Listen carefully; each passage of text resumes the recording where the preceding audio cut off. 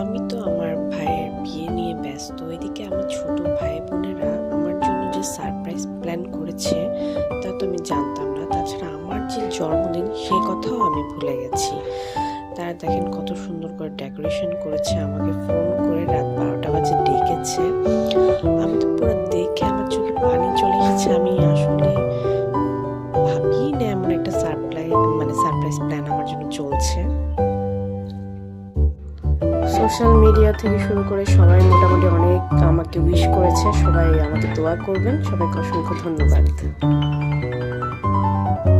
Cake shake এনে decoration করে ওরা তো বেহাল একটা কারবার করে ফেলেছে।